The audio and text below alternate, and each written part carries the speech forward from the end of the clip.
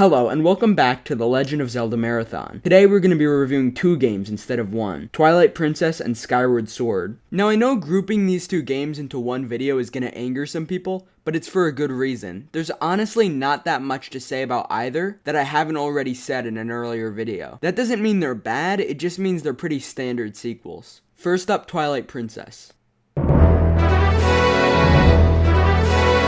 The game is almost like Ocarina of Time if it came out 8 years later. Wait, it is Ocarina of Time 8 years later. Well, that's all I have to say about this one. On to the next game.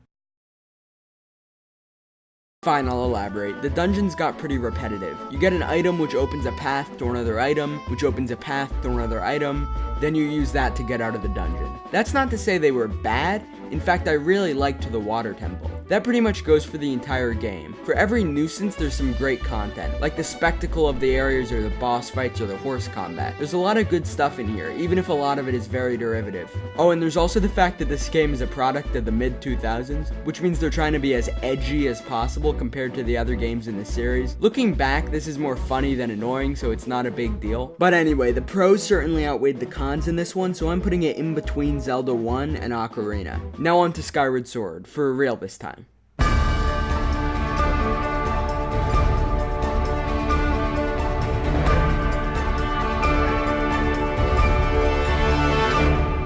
The best element is easily the dungeons, as long as you ignore Fi, who basically acts as a game guide.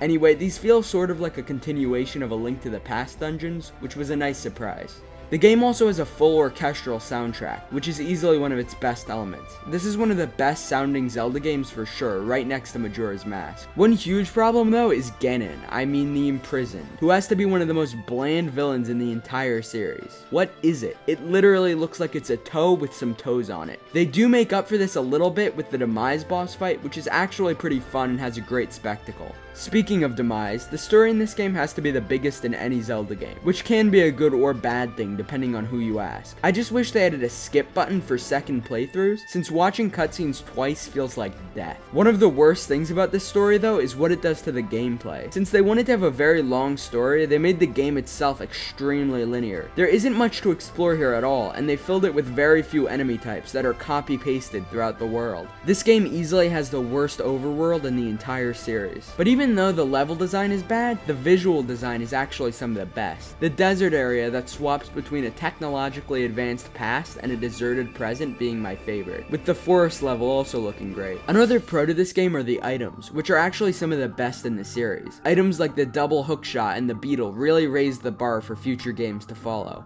Or not follow. They really changed them up in this one, and I think the gamble worked out well. Overall, this is a game you can skip if you want to. Certainly not a must play, but it's not terrible either. I feel very similar about this game as I do about Wind Waker in terms of it just feeling like another sequel. So I'm putting this one right behind Wind Waker, although it is far better than Zelda 2.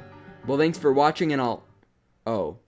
Yeah, I forgot. Motion controls. Well, that's a lie, I had it in the script, but I honestly don't know what to say here. I can't say I'm a fan, but some people way overhype how bad it is. It makes enemies a bit more interesting, but I found it very gimmicky and pointless. I should probably explain what these are for those out of the loop. The sword movement in this game is tied to the Wii remote rather than a button like usual. That may sound intuitive or even innovative, but it can be very unresponsive and glitchy, which is where most of the complaints come from. It's also used for traversing the sky on your bird, but I found this feature baffling. There's practically nothing to do in the sky besides a few secret rupees, which are about as useless as a Venezuelan bolivar. Its main purpose is moving between areas, but this really just makes the world feel small and disconnected, unlike other games. I think it's fine for one game in the series. It's not like they made it the standard after this. I hope if they ever remaster the game, they have an alternate option, like using the right thumbstick. So again, this game is going between Zelda 2 and Wind Waker, although I think it's pretty on par with Wind Waker. So thanks for watching. I know it's been a very long time since my last video. I was either escaping from a secret Russian gulag or watching Netflix and writhing in my own self-pity. Believe whatever you want. See you next month, or year, maybe 2025, we'll see.